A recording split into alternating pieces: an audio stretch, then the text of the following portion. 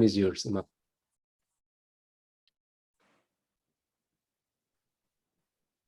Assalamu alaikum wa rahmatullahi wa barakatuh. Peace and blessings be upon each and every one of you. I believe the order is going to be first myself, and then Sister Azra, and then Brother Mustafa, if I remember correctly before we had our quick huddle before the event began. If not, then we can improvise and go on whoever is ready next. So we begin in the Islamic tradition always by sending our salutations upon each other, greeting each other with the words of peace, and also beginning with a short supplication in the name of God, the most merciful, the especially merciful. And we ask him, the Lord of the worlds, to send his peace and blessings upon our beloved prophets, from Muhammad all the way back to Adam. Peace and blessings be upon them all. We wanted to begin by talking about something kind of in a top-bottom approach, where we wanted to go and introduce ourselves to where Islam is taking a Muslim. Where does Islam hope to take the man, the woman, the human being towards the divine? Or how does it end up doing that? And it comes to us via a prophetic tradition where the Prophet Muhammad, peace and blessings be upon him, was approached by a man who was relatively unknown to many people. He wasn't a close companion of Muhammad. He wasn't someone of well-respected renown or fame or influence in the city of Medina, but he was a man who simply came to him with a very genuine question. And he asked, "O Messenger of Allah, O Messenger of God, tell me the signs. Tell me the signs of the end of time." And the Prophet, peace and blessings be upon him, kind of called him out rather than answering such a question. He says, "What have you prepared for it?" Instead of becoming preoccupied with when are these signs of the end of time? When is the day of judgment going to come? How do I know that the world and everything I know about it is going to start collapsing like many religious people are interested in? The Prophet, peace and blessings be upon him, the Prophet of Islam, reverses it and says, "What have you done for it?" Because let's take an assumption. Let's make an assumption. Let's say the day of judgment is tomorrow. Let's say the signs of the end of time, all of them just start flooding out tomorrow, and everyone's traditions, prophecies are now all in alignment with each other. Everything is basically pointing towards the world's annihilation. What have we done? That is the question of the Prophet. Have we prepared for such an event? Have we prepared for the inevitability of our own death? Have we prepared for our own inevitable meeting with God? Have we prepared ourselves for the question of when God will ask us, "What did you do with the time and the blessings and the life that I gave you?" This is the ethos, this is the path that the Prophet Muhammad, peace and blessings be upon him, wanted us to see. And I mention this very specifically because there is a very famous atheist, many of you guys might have heard him, Christopher Hitchens, in a very important debate that he had with many theists, many people of religion. He oftentimes cited his biggest gripe with religion and religious people. He said, "You know what my problem is with religions and religious people? They all want the end of time to come. Everyone's working, everyone's excited, everyone's prophesizing and predicting and saying this will come at the end of time. This will come when things are no longer going to be sustained and God is pulling out the rug." And he's like, and then there are some who are orchestrating it. They welcome such a demise of creation, even if it doesn't necessarily come from God or what they perceive to be God, but if it comes from themselves. If it comes from themselves. So they themselves desire to become a mechanism to bring about the end of times. But in Islam, the Prophet of God, Muhammad, peace and blessings be upon him, said, "Do not wish to ever see such a time." No one should ever wish to see such a time. No one should ever wish to come face to face with what Muslims believe in, the Antichrist. No one should wish to see the tribulations and the chaos and the destruction that falls upon humanity on the day of judgment, or the day before it, the day that everything is basically ceasing to be. Rather, people should look forward to the one thing that they can control in this very moment, one thing they control with the next decision, which is, what am I going to do to prepare for my meeting with my Lord? What am I going to do before I die? Because ultimately, that is all we can actually control. So the Prophet, peace and blessings be upon him, also creates a framework for Muslims, which is, when our religious scriptures discuss anything about the end of time, it's not to create hype or hysteria or to create excitement. Rather, it's actually to show people that if we see these things happening in our times, then we need to reorient ourselves to the one thing that we have a choice in. What am I going to do next? How am I going to prepare myself to meet my Lord? Because when the Prophet asks this man in return, right? The man comes and he asks the Prophet Muhammad, peace and blessings be upon him, when is the end of time? When is the day of judgment, and what are its signs? And the Prophet, peace and blessings be upon him, says, what have you prepared for it? And he takes an oath by God. He says, I swear I haven't done much prayers, I haven't done much charity, but I love God and I love his Prophet. And the Prophet, peace and blessings be upon him, says, then you will be with those whom you love. You will be risen and you will be brought forth before God with those whom you love. So this is also another message that we get into this. Be careful of who we let into our hearts. Be careful of what we let influence us and shape us and mold us into the people that we are or those who we hope to be. So this is an important reversal of the Prophet Muhammad, peace and blessings be upon him. Rather than be curious, rather than read the signs of the end of times, and rather than create conspiracies or orchestrate events that bring about, right, the return of Jesus or the return of, or the exposing of the Antichrist or whatever it is that Muslims believe will happen, his focus for us is that we should focus on what we've done, that we should focus on what we can do to prepare for it. For one of the other prophetic traditions of the Prophet Muhammad, peace and blessings be upon him, is that if you have a tree sapling, or you have a germinated seed, or you have a seed itself, and the day of judgment is happening right before your eyes, the skies have split asunder, as the Quran says. The seas have boiled over and the mountains are tumbling into dust. He commands us, plant that seed. Plant it, because that would be the last action that you then meet God with. You created something, you were a vicegerent, you were a caretaker, you were a custodian of what God had entrusted us with. So it's a way of removing ourselves from fantasizing about the end of times, orchestrating the end of times, welcoming the end of times, and rather focused on changing the self, doing something for the self above all else, because that is what Islam wants to bring out of the human being, an agency that is bending itself towards change, which brings us to the second point that I wanted to bring, and Mufti Didmar will comment on it later when he joins us, and that is the realm of excellence or virtue ethics in Islam. There is a seminal prophetic tradition where the Archangel Gabriel comes in disguise as a man, and he asks him 4 questions. One of the questions we just asked. The first question he asks him, and Mufti Didmar will talk about it, is, what is Islam? What are the ritual practices that Muslims perform? What is their daily life made up of? What is Iman? What is conviction, or what is belief? And what does it entail? What do Muslims believe? Thirdly, he asks him, what is ihsan, or what is virtue ethics, or beauty and excellence? And the Prophet defines it. And what we've already covered is that the Archangel Gabriel, again in disguise as a man, asks him, what are the signs of the end of time? And the Prophet, peace and blessings be upon him, also answers that question in a very similar way.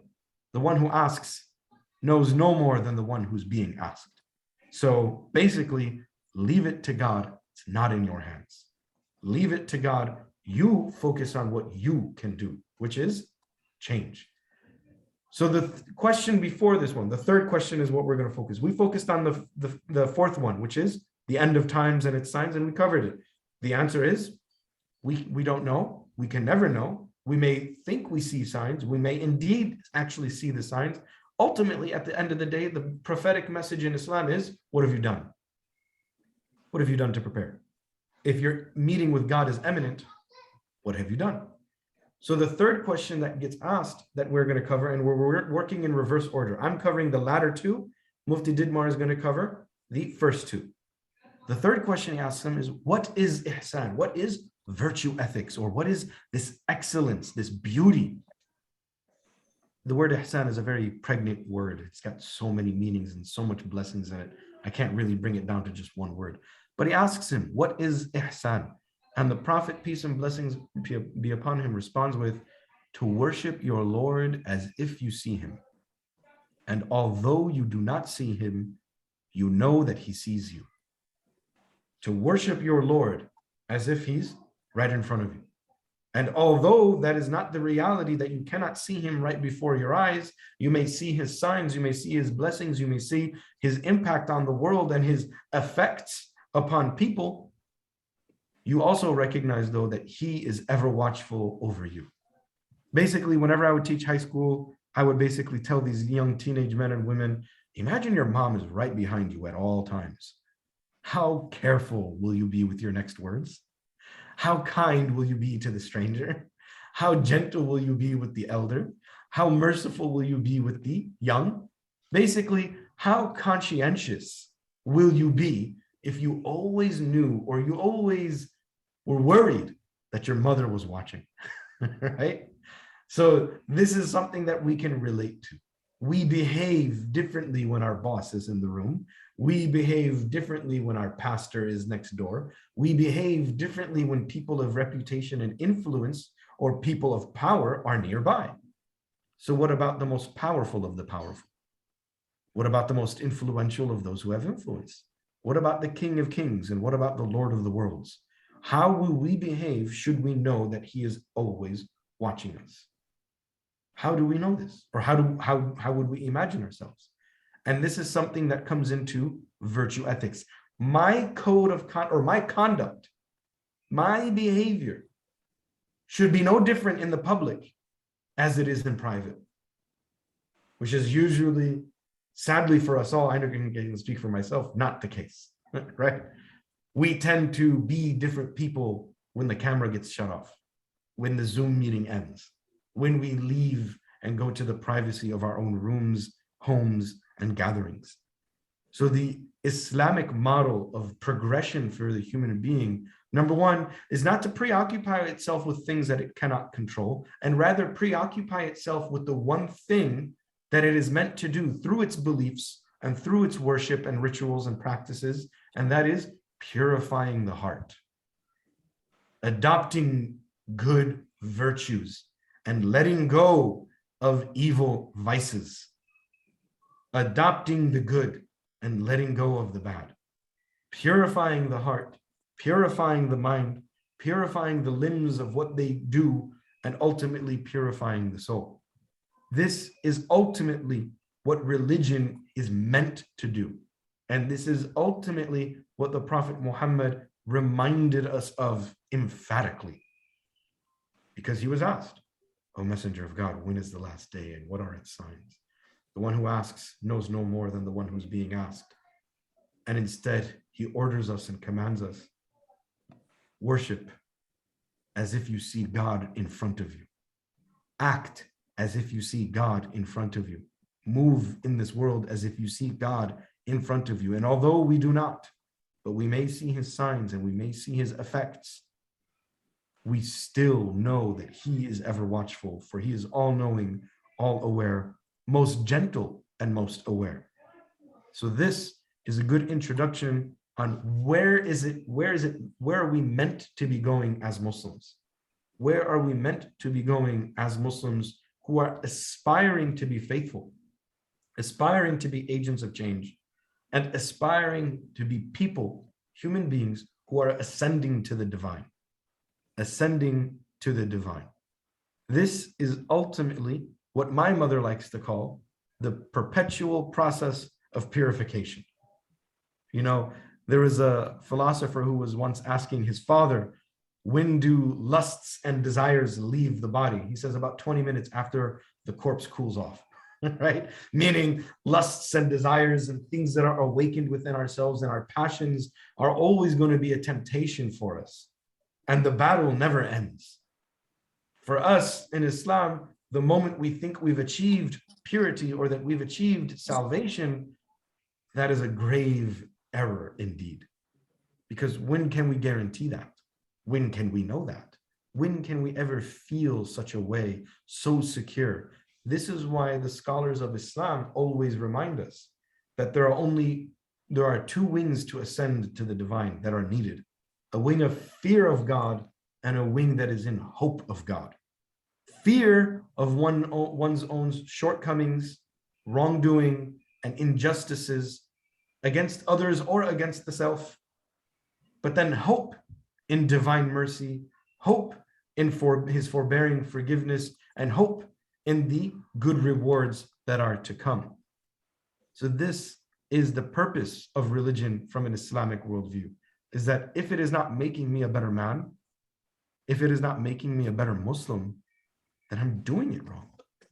If I'm not becoming more gentle, more compassionate, more truthful, more sincere, then there's something wrong with the method that I have taken.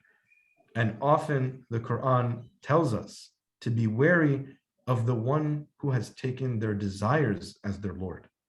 Meaning, religion isn't only what feels good. Spirituality is not only what feels good, for that can be and often is a deception.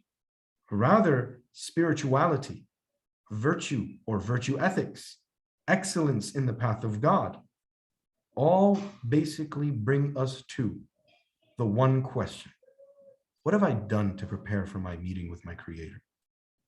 What am I going to do today to prepare for my meeting with my Creator? I'm going to die. I may or may not see the last day. Irrelevant. The only relevant question that remains is, what have I done to prepare for such a meeting and for such a day? And that's all I wanted to share with everyone here today. I would want to pass it off to Sister Azra, who is next in line. Thank you very much.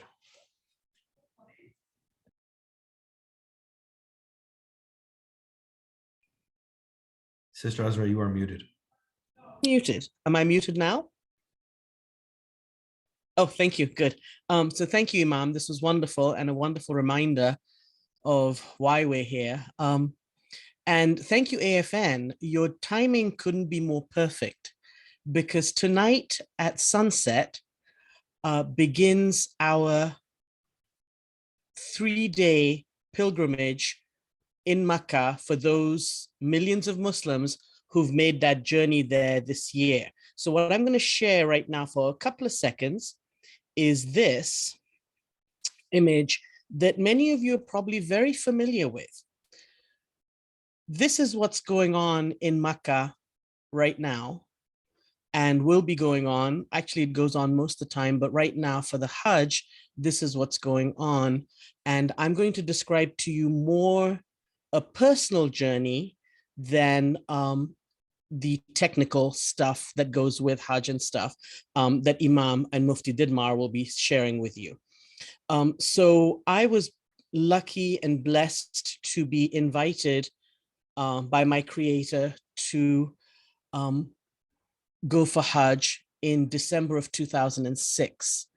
Now, the reason I say that I was blessed to be invited is because Muslims generally believe that going to Hajj is at the pleasure of our Creator. We get invited and then we get to go. So I can make all the plans in the world. And I did. Back in 1990, I spoke to my mother and I said, you know, in 91, June is going to be the time for Hajj. I'm going to come to Kuwait, drop my children off with you, and then me and my husband will go off for the Hajj pilgrimage, and then we'll come back and pick up the kids from you. Well, 1990, Kuwait got invaded. And instead of me going in 91 to June to Kuwait, my parents were with me in New Hampshire because they had to get out of Kuwait. So that just didn't happen. I had all the plans. And so I planned then that many years later, I would be able to go when my children had holidays in December, and that was 2006. Well, how does the Hajj work? First, we prepare as Muslims with obviously collecting enough funds to be able to go on this once in a lifetime pilgrimage. And when you get that together, you have this intention of going. And when you do that, and a lot of people, Muslims especially, are like, am I ready to go? Do I know all the prayers? Do I know? It really, once you get there, you realize you've been preparing for it your whole life. And you are who you are in front of God when you get there. And so that's why I say that I was blessed to be invited and be able to go. So in 2006, my husband and I, my two sisters and their husbands, all six of us went for this pilgrimage. So day one, which starts tonight at midnight, it's actually conducted during the 12th month of the Muslim lunar calendar. And so right now at sunset is when the next day begins, and it's the day eighth day of the month of Dhul Hijjah, which is the 12th month of the Muslim calendar. And today is when Muslims are going to gather in Makkah and the city in Western Saudi Arabia, and they're going to conduct what is called the tawaf, and that is the circumambulation around the Kaaba, that cube-shaped building that I just showed you a picture of. Amazingly enough, Muslims around the world are required to pray 5 times a day. That's that's a time when we center ourselves and, pray to God and have a conversation. And I'm going to tell you something very personal here. I've been praying like that since I was maybe 10 years old. I've been pretty good about 5 times a day. There have been times when it's not been 5 times a day, and you kind of go off and come back on and stuff like that. But that circumambulation, that tawaf around the Kaaba, that cube-shaped building, is a whole other level of worship for me. I actually, I don't know how else to put it. You kind of get in the zone, for want of a better word. But anyway, so while we are conducting the circumambulation 7 times anti-clockwise around the Kaaba, we are praising God in all the ways we can and all the ways we know how, or just thinking about him or just remembering him. And that's what we're doing when we do that.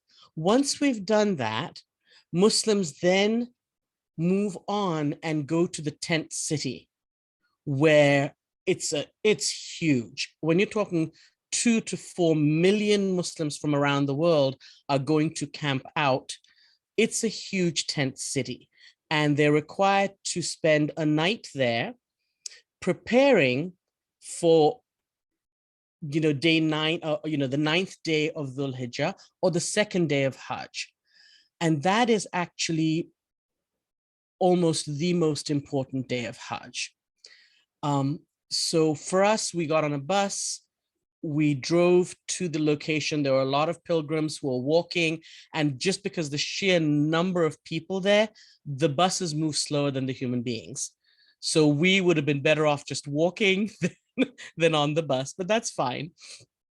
We got there, and this is a small mount. It's a little bit more than a hill. It's a very big area, and we're supposed to spend the hours between the noon prayer and the sunset prayer in that location, just being there and being aware of our Creator, praying to him, worshiping him, or nothing at all, just sitting there, right? Well, that's what we're supposed to do. And my image, my whole life, had been that I would show up there and it would be me and the sky, and I would just have this wonderful conversation with God. But I showed up there, And we kind of got shuttled into this gigantic tent with an AC on and bunches of people just sitting in corners chatting. Well, I understood, all right, the noontime prayer hasn't come yet. We kind of arrived early. And so, yeah, people are going to sit there and chat. And so I said, well, you know what? I'll just kind of take myself to a corner here and I'll do my little thing. And so I sat in a corner and I kind of tried to remember all the things that I want to talk to God about. And I was trying to do this thing where I was going to really get in the zone and just be there and make the most of the time I have here.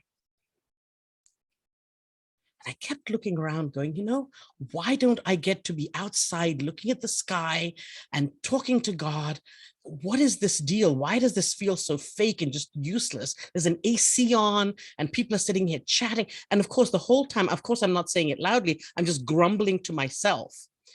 And of course, when I'm grumbling to myself, I'm also complaining to God saying, where'd you bring me? I'm supposed to be here, sitting here, having a conversation with you. And this is my once in a lifetime chance to just be here and just talk to you about everything that I've always wanted to say.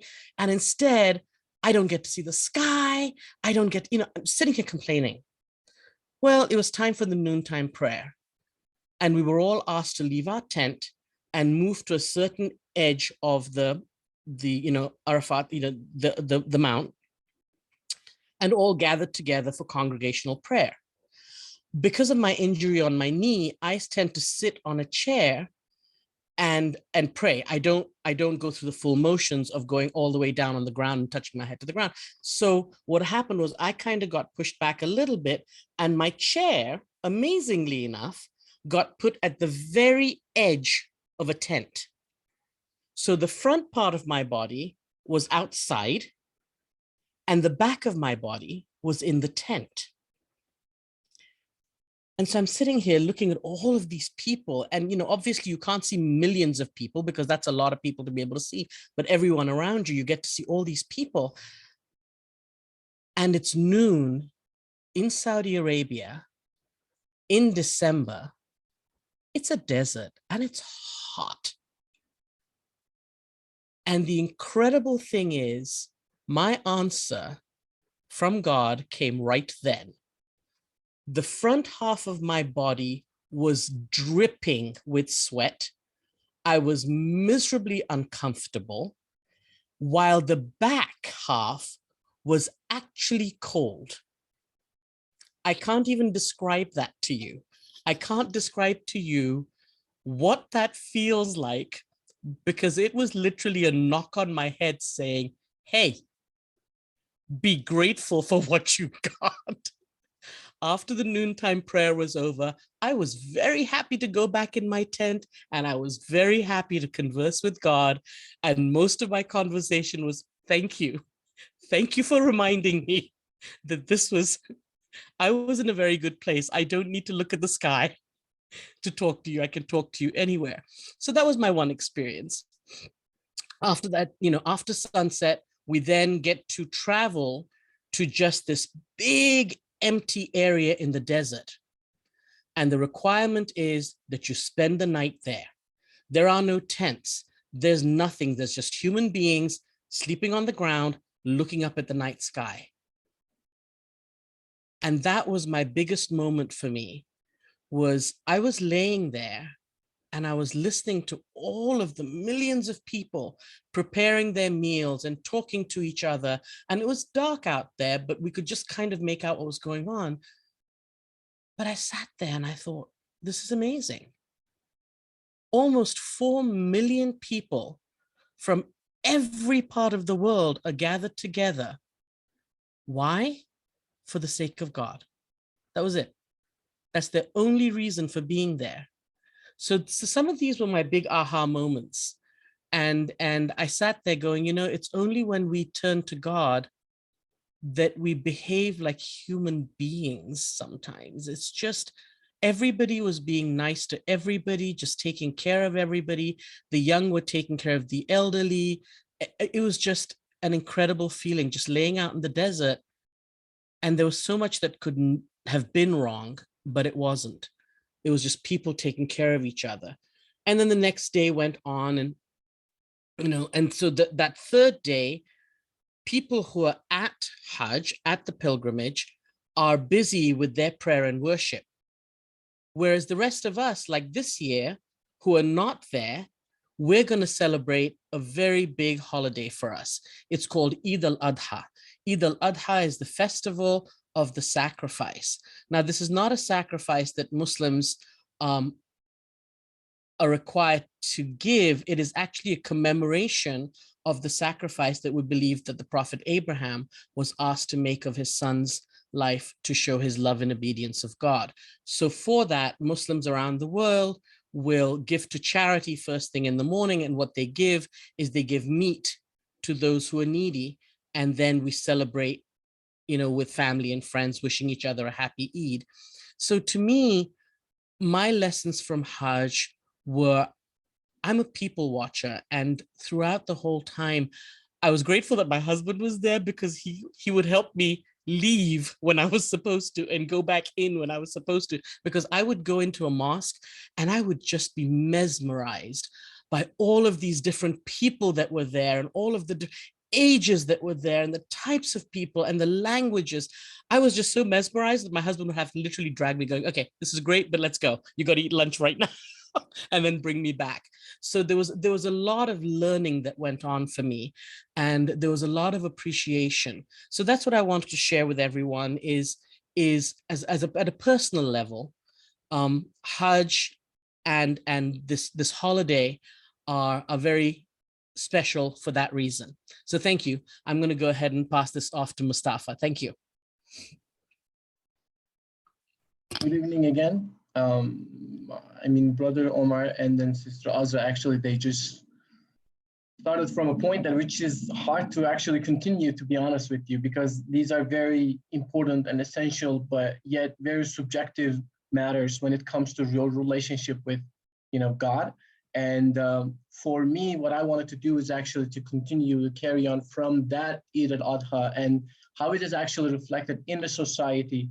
And for those who are not that fortunate and blessed enough to experience the Hajj and what they do in their respective locations, at their homes, in their societies. I don't know how recent that picture was, Azra, but my sister and her husband are currently over there. So maybe one of them was there if that picture was updated. For us, I have actually two different pictures, and I wanted to kind of share with you two different perspectives. I've been in the United States since 2005, so almost 17 years. And before then, I'm originally from Turkey, and I was fortunate enough to experience those two different, Eids throughout the time. And then what I realized is that actually neighborhood society matters so much because of how you experience the whole, the Eid, how you recognize the God's blessings, especially in the, societies where if your entire community is somewhat acknowledging God's presence, whether, through the blessings that have been, given upon, or whether the opportunities that they've had, then the way that how you experience is slightly different than how you would have done here, for example, in the United States, because of the way that how we embrace and how we enjoy this particular days. To start with, for instance, in Turkey, when this time happens, everyone starts gathering in the name of course, God's blessings. And then within that tradition of starting with the prayers, they start within the ideal sharing with the people in need, but also on an extended the level that where people within their soul, because we need, regardless of your financial background, we need this companionship. So people find this reason, people excuse this idea, these 4 days to really gather, to visit each other, to really help the people in sick, to remember and to really, really refresh the memories among each other. It is actually might be kind of overlooked in some societies, but trust me, it becomes one of the essential and core material for to bond again when it comes to these kind of days. Because when this happens, when this 4 days starts, or during the Eid, Al-Fitr, those 3 days, people start visiting each other, sharing each other, and then you some sort of rejuvenate the entire community. among the need, and then you recognize the people who are in need, or you start sort of really recognizing what's going on in people's life. And it doesn't have to be the someone you personally know or not. As long as within their communities, what happens over there, that you literally knock the doors and then ask them, hey, these are our offerings. Blood tanks, we're blessed by God's offering, and we wanted to share it with you. Literally, in the name of God, nothing else. There is no in return of expecting, hey, I want you to thank me for that. Just we're coming here to share you with it, which is an amazing feature for those societies and lasting for so many years to come. But when it comes to the United States, it really up to where you grow up, how your upbringing is. If your community is some sort of well-established in terms of acknowledging these kind of days, then you somewhat share and then you somewhat experience the similar idea. But thanks to technology now that we're actually utilizing all these online resources to even extend to all the way to the Africa, to any other part of the countries or the world, to make sure that we're actually reaching out those people and then giving up. And then what happens is, especially within these days, especially in these 4 days, although we're not as fortunate as the people who are experiencing the Hajj, we're trying with the intentions that we are sort of approaching with the God's blessings, with our deeds. Like, Brother Omar said, what are we really kind of doing for that day that we meet with the God? This is exactly what our motivation for these kind of days. Because we believe that these are opportunities literally just poured upon us. We're just trying to take advantage of them. And thankfully, I mean, within these organizations, not just I'm talking about the Islamic organizations, so to say, but any organizations who are doing the work for the God's blessing, you combine with them, you really join forces, and you reach out to the people in need, and hopefully that will get our God's blessings. So I wanted to kind of give more time to Imam Didmar, so I wanted to kind of thank you for this opportunity. So, Brother Didmar, mic is yours. Thank you. Thank you very much. In the name of God, the most merciful, the beneficent. I was asked to talk about Islam 101, and I had a phone call earlier with Imam Omar Tawil about what I was going to talk about and what he was going to talk about as well today. I believe that Imam Omar covered the topic when it comes to spirituality in Islam and how is that incorporated in our daily acts of worship. And inshallah, I will also cover the other part, which is the practical side of Islam. So I tend to be very spiritual too, and I tend to believe that it is very important to incorporate the spirituality in our acts of worship. But I'll go straight and be a little bit more dry, more straightforward, and go into learning process pretty much without touching much from the spiritual basis or from the social basis and how social base are also interactive with these spiritual acts of worship. So I'm going to present to you right away a simple picture right here. I hope you can all see this. Yes, so this one right here is pretty much the basic of Islam that I'm sure that some of you, or maybe all of you, are familiar with. And I don't intend just to mention these 5 pillars, but I intend to also go into details so we can have a little bit more understanding, deeper understanding of what they stand for. These six pillars of faith are not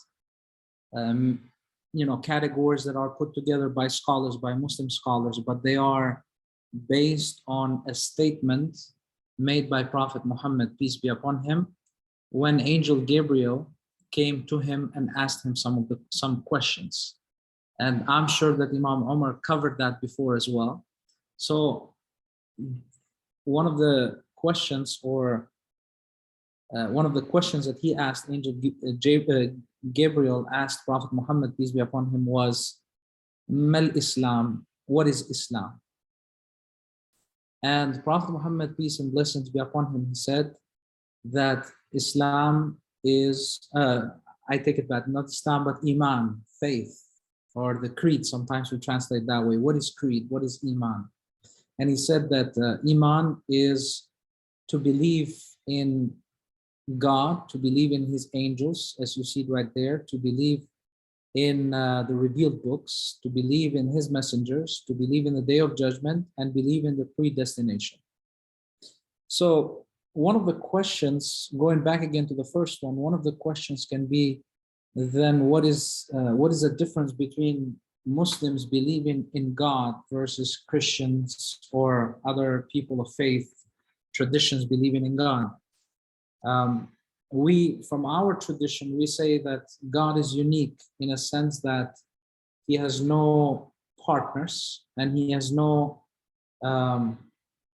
children, he has no other deities. No Muslim is supposed to believe any other deities besides him, and he is undivisive. He is undivisive, meaning that, for example, the concept of Trinity, for example, it is not accepted in our religion, but he is one unique by himself. One not in a sense of number, because the number 2 can be 0.5, half, 2 halves make 1, but one that there is nobody equal to him, nobody is like him, nobody resembles him. And whatever our imagination thinks of him, it is other than that. So no imagination can really imagine how he is. Nobody can actually hear. We know that he has his voice, he has some of the qualities, but nobody really knows exactly what those qualities are. However, these qualities are demonstrated to us through his creation. Like, for example, we know that he is an amazing creator because we see the nature, we see what he has created. We know that he is all hearing because everything that we do, everything that happens is within his knowledge, and he is aware of all of that. And so does he have other qualities like these. These qualities can be also understood to a certain limit by individuals, by human beings. However, they can never possess the true quality that he possesses. He also has some other attributes, for example, being the creator, being the sustainer, and so on. And Muslims overall, they are supposed to emulate God in those attributes by also being providers for the others, by being the ones who show forgiveness to the others as well. And interestingly, in Islam, these divine qualities are connected with us in a way that if we incorporate them, if we embody these qualities and we incorporate them in relations with others and practice them in relations with others, automatically we benefit from those as well in a direct way from those qualities that God possesses. What I'm trying to say is, if a person, for example, embodies the concept of mercy and starts practicing that on a daily basis by being merciful to God's creation, then the person automatically benefits from the mercy of God. In other words, God is going to be merciful to that person, and not only in this world, but also in the next world as well. So this is the important connection that human beings have with some of these attributes of God the Almighty. And then let's move on into the next one, which is believe in angels. We believe that angels are created from a light, which is not a natural light that we see in this world, but it is a different type of light. And they all have different tasks. They all have different responsibilities as well. For example, some of them are in charge of taking the souls of the human beings. Some of them are in charge of accompanying the human beings. Some of them are in charge of asking some questions when the person goes into the grave. Questions will be asked to the dead person. Some of them are in charge of sending down the rain, sending down the sustenance to the human beings and dividing that throughout the world. One of them is in charge, for example, of blowing the sound on the day of judgment. Others are in charge of leading people or driving people to the place where everybody is going to be gathered in order for the accounting to take place. We call that the hisab. There are others who are in charge of paradise. There are others who are in charge of the hellfire. There are others who are simply day and night preoccupied in doing nothing but worshiping God. So there are all of these different angels, and they, in our belief, in our belief is is well known fact that angels, they do not object the commands of God. They do not have their own choice in saying yes or no on the things that God has given them tasks for. They do not betray God. They do not disbelieve in him or anything like that. They all are there to either worship him or fulfill the tasks that are obligated by. It's very important also to know that many angels in this world, they can assist the righteous people as well.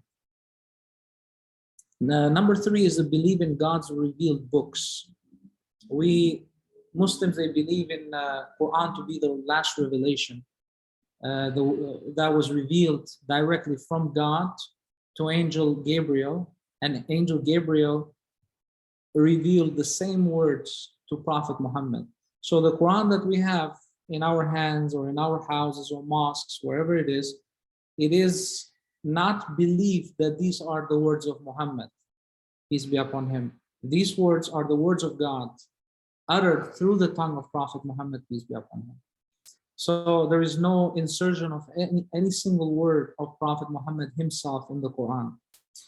There is something called hadith, and these are words of Prophet Muhammad, sometimes elaborating what the Quran says, or sometimes elaborating on different practices, whether they're spiritual practices or formal practices of Islam, or just generally giving guidelines to the people, to the followers of Islam, in how to live a righteous life and a good life in this world.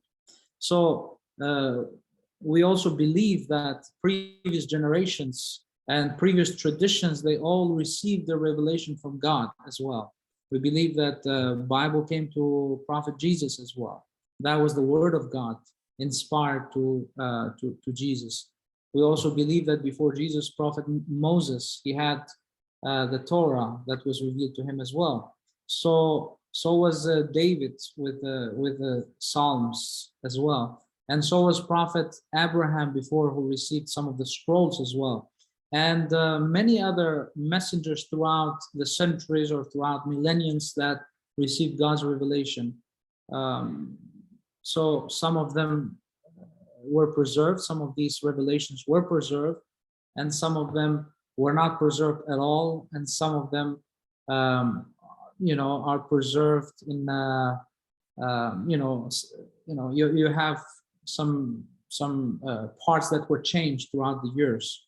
But we believe that out of all of these books, Quran remains, since the time it was revealed until nowadays, it remains unchanged through 2 different ways. Number 1 is the oral tradition that many people neglect. They do not recognize this.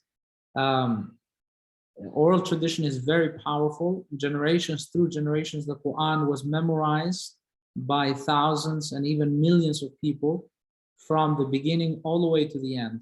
The way how they learned it, the way how their teacher taught them, and the way how the teacher memorized was the way how his own teacher also taught.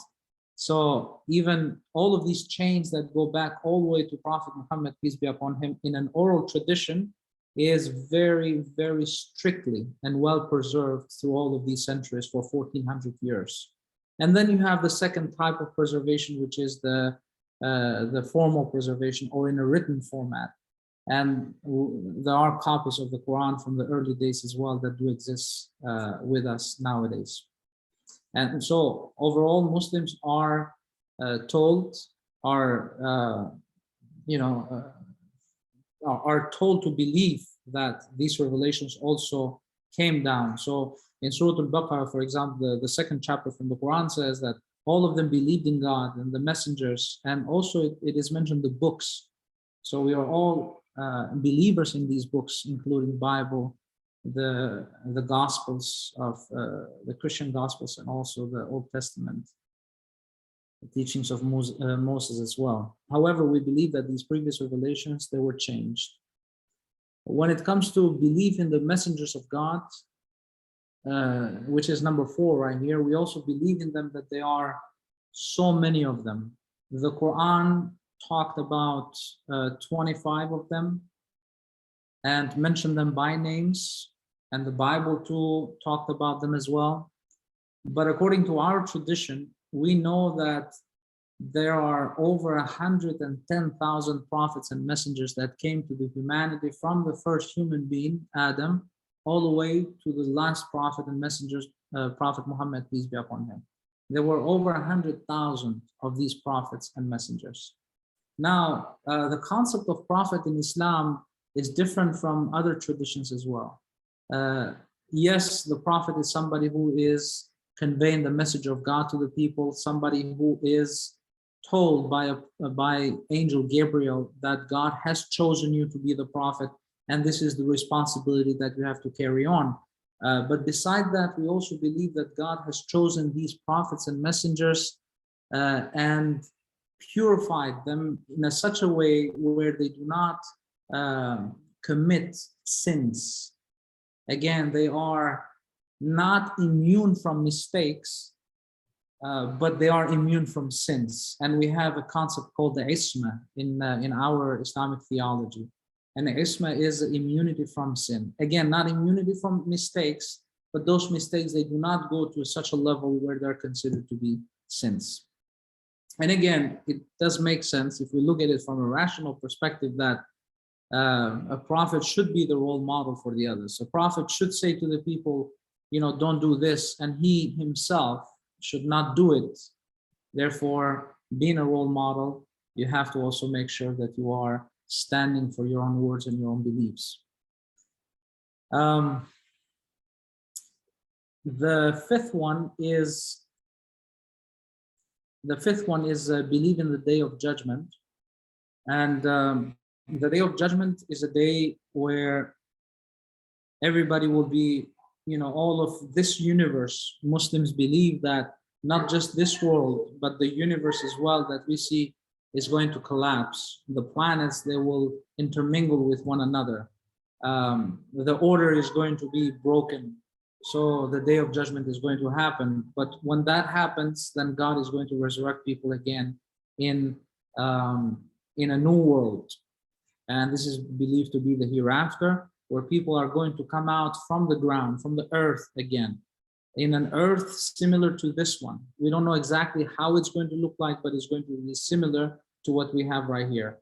And then people will be again driven towards the fields of hisab, or the accounting there, where they're going to face their own deeds, whether they were good deeds or the bad deeds. There is a scale there, and then after these deeds are weighted in a way that God knows how that's going to happen, they're going to be driven also to a sirat. Sirat is a word for the bridge. Some people who perform good deeds and they earn the mercy of God. And this is a very key word right here, mercy of God. Mercy of God is very important because some people who are sinners can still benefit from the mercy of God if God wants to show them mercy. And some people who might have been good, but yet they have done some horrible things that they thought that they're not too big, they may not benefit from the mercy of God. As a matter of fact, somebody came to Prophet Muhammad, peace be upon him, and said, not even your messenger of God can go to paradise without the mercy of God. And he said, not even me can be admitted in paradise without the mercy of God. So we can see that that is very highlighted. That is very important concept right there that we keep in mind as we talk about the day of judgment. So if they were good, if they're righteous people, they earn this mercy of God, they will be passing swiftly through the bridge called the Sirat, and they will be joining other good people and righteous people and prophets in paradise. And also those who were not good people, those who sinned a lot, those who harmed the others, those who were, rebellious and arrogant people in this world, those who do not earn the mercy of God in the hereafter, they will be falling from the bridge of this Sirat, and down under that bridge is the hellfire. So paradise, again, Quran talks about rivers, Quran talks about drinks, Quran talks about people possessing different shapes and forms, and whatever they call for, whatever, as a matter of fact, whatever they wish for, not even call, but whatever they wish for, is going to be right there in their presence. So it goes into so many details, the Quran, about the joy that people are going to have in paradise. And the ultimate joy of paradise is going to be seeing the face of the Lord, seeing the face of God. And that's going to be the ultimate joy, as I said. As a matter of fact, there is a narration where people, they come back to their own homes in paradise, and they will be enwrapped with a light, with this nur, light, that nobody will be able to even recognize them who they are, because of such an intensive light that they will possess. And then slowly they will be able to be recognized. So again, that is a description of how wonderful and how joyful people seeing the face of their Lord in paradise is going to be.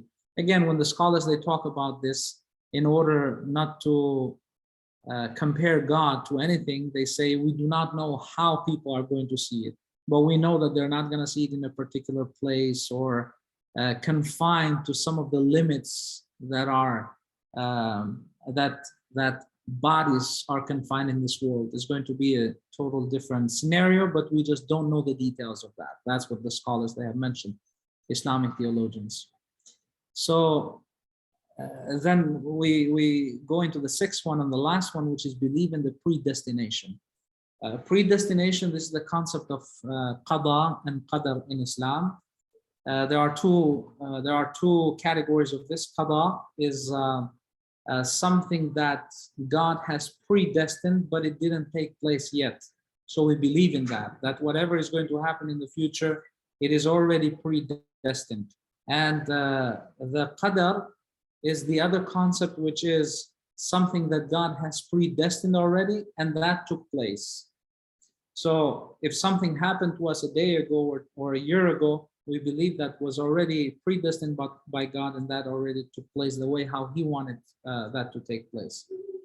Often it is important, I believe, not just for Muslims, but anybody who understands this concept, to achieve, as a matter of fact, to achieve a tranquility in this world through the belief of qada and qadar, through the belief of these of the predestination.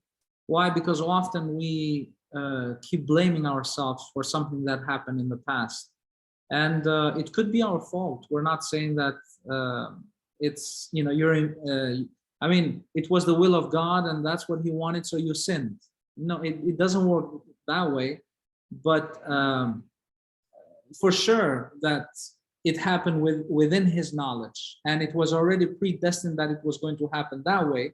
But this is the responsibility here of the human being who made that happen that way. It is God the one who facilitated. It is God who knew about all of this before, but in reality it was the human being who actually had the intention, intended to do it, and went on with it. So it's a very fine line of understanding the concept of predestination right here. So this way we cannot blame God that it is God the one who made me do it, because it was already predestined. No, he gave us the freedom of choice, the freedom of action, the freedom of selection, whether I want to do this or that. It is my intention and it is my effort that I put in doing it. But God can facilitate that if He wills to. And God, since He knows that, He can make that as a part of the predestination, and that predestination can be written down before it even took place. And I would like to go even more into details about this predestination, but it can really get deep, and I don't want to start losing people from right now. Maybe sometimes in the future, I'll definitely be very happy to talk about that. So these are the pillars of Iman. We call it the Islamic creed or Islamic belief. I see that it's 6:22 already. I wanted to also cover the practices of faith of Islam, but at least if I don't go into details, at least let me just share with you the picture so you can see these as well.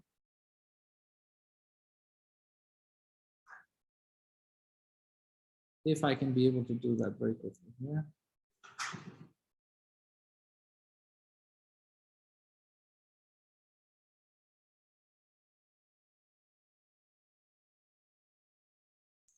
All right, so here we have the 5 pillars of Islam. When we say 5 pillars of Islam, these are the practical. So that was related to faith, to Islamic theology. This is more related to the practical side of Islam. The first one is Shahada. Shahada is a declaration that there is no God but Allah and Prophet Muhammad is his prophet and messenger. So pretty much somebody who declares this with the tongue and also believes in this with the heart is considered to be a Muslim. And then you have the second one called the Salah. The 5 daily prayers are obligatory upon Muslims, whether male or female. And there are definitely some exceptions, like for example, when the women are in their monthly cycles, children who did not hit the age of puberty, people who are unconscious, insane people, all of these categories are excluded from the obligation of the 5 daily prayers. Otherwise, everybody else is mandated to perform them. Then you have the Sawm, which is the fasting. Again, similarly to the prayer, those qualified categories should be able to fast the 30 days throughout the month of Ramadan, we call this, which is usually either 29 or 30 days. We just had it about 2 months ago here and everywhere else, as a matter of fact. Then you have the concept of zakat. Zakat is the mandatory charity, 2.5% out of a certain amount of wealth that any person possesses. We call that the amount of nisab. Usually in monetary value is about $5,100. So if anybody has $5,100 and does not owe to the other people, does not have a debt, not a long-term debt, but a short-term debt, then that person must give 2.5% out of that amount. And also zakat or charity is calculated from if somebody has stocks, or if somebody has, let's say, merchandise, if somebody possesses land, if somebody possesses precious metals, like gold, for example, gold, silver, and so on. So 2.5%, if you surpass that amount of nisab, you should give to those. There are 8 categories of people who are supposed to receive them, including people who are poor, people who are travelers. You know, it can be given in order to release somebody from slavery, even though we don't have it anymore, but Islam emphasized on that back in the days. And there are other categories as well. So the last pillar of Islamic practice is the Hajj, pilgrimage. Every person once in a lifetime is mandated, whether male or female, is mandated to perform this. And usually it takes about 4 days to 5 days to perform it. Definitely from the United States, the tickets are very high compared to many other countries, especially from Middle East or even Europe. I just came from Europe and it was about $5,200 approximately. And from here, from United States, is anywhere between $11,000 to $16,000 with the prices now. Before it used to be even more, up to $20,000 per person. But I guess there were some regulations that took place recently in Saudi Arabia, and they are taking over, you know, the arrangements of Hajj. So pretty much no Muslim in America or Australia or Western Europe can go anymore through their local agents or, you know, national agents, let's say Hajj agency, you know, that facilitates these rituals and the accommodation for people to go to Saudi Arabia. So they have taken over this, and it is definitely cheaper. I don't know how this is going to be. It's to be seen now, but still is expensive for a lot of people here. But anyways, somebody who cannot afford the pilgrimage to go there is not mandated to do that. So this would be the last pillar, trying to wrap it very quickly right here. If there is any question, concerns, comments, feel free, please. Thank you so much, Mufti Didmar, Azra, Mustafa, Imam Omar. Amazing presentation. We really appreciate your presentations. And now we will open the space for 5 minutes. If somebody have any questions or comments, please feel free to unmute yourself or share in the chat so you feel more comfortable. Yes, Vasu, this is Mike Wold. And first of all, I wanted to thank the speakers. One of the reasons I enjoy MFN is the wisdom of all these spiritual faith traditions. It enhances my faith. So thank you very much. I forgot to mention, I'm a member of the, my parish is Our Lady of Joy Catholic Church in Carefree, but like Margaret, I am tightly connected with the Franciscan Renewal Center. I appreciate the Franciscan spirituality, which is an openness. So I want to thank you folks for outstanding presentations, and I've got notes and I've got a lot of reflection to do. So thank you very much. Thank you very much, Mike. Anyone have some questions? Reverend Kate? Yes, I just have a question. You were talking about the sacred readings being looked at as directly brought from God to the angel Gabriel to the prophet. And I wonder if it's easier because at one time I thought I learned that when you read the Quran, you're only supposed to really read it in Arabic.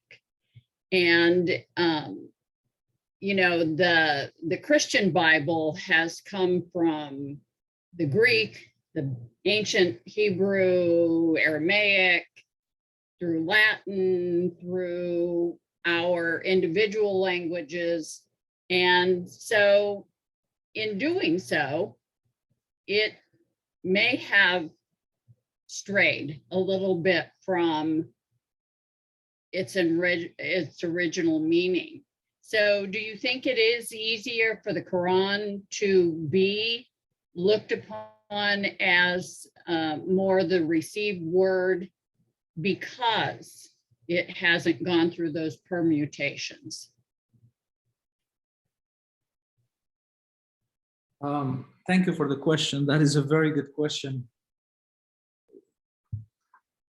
The Quran, first of all, I'm not an expert in knowing how well the preservation of the Bible is kept, but I definitely know from what I have studied and from what I, from the times that I sat with scholars, with Christian scholars, I do know that there are some preservations of the Bible in pieces from the early days.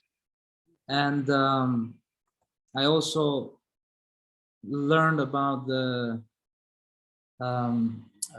original copies that are in Greek of the Bible. There are approximately 300 years after Jesus, and these are considered to be the original ones. So I don't know what really happened in between during those 300 years. I mean, as I said, it's very hard for me to answer that question in regards to what happened to the Bible, but I will definitely say that in the Islamic world, memorizing the Quran by millions of people, like right now, for example, you will find millions of people throughout the world who memorize from the beginning all the way to the end, the Arabic language. It is a way to preserve what has been recited 1400 years ago. That's definitely the case. And our scholars always emphasize, and they say that the Quran, when it is translated in a different language, the translation is not a Quran anymore. Yes, it is the meaning of the Quran. It is to have an idea about what the Quran says, but it cannot be considered as Quran, because Quran is a sacred text by itself in Arabic. That's the way how it was revealed. And it has some miracles, as a matter of fact, even from the linguistic aspect of it. So no translation can even come close to the original language of the Quran. As a matter of fact, there are miracles, as I said, like the scholars throughout the years, they have written books and books of exegesis, Quranic exegesis, on the miracle aspect of the language itself, how the words are being put together, and how the words lead to a certain understanding in a miraculous way. So I wish I can answer your question fully, to be, but I am just, saying that definitely that is the case, that, that memorization and considering Arabic to be the language of the Quran, the sacred text, it did help a lot for sure. Thank you. Thank you, Mufti Didmar. And we could have time for one more question if somebody else have any more questions.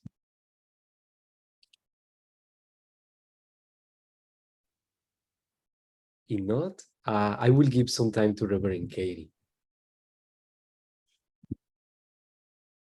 I have lots of questions, but not that can be answered quickly here. So I'm sure we can do Islam 202 or something with a deeper dive in the future.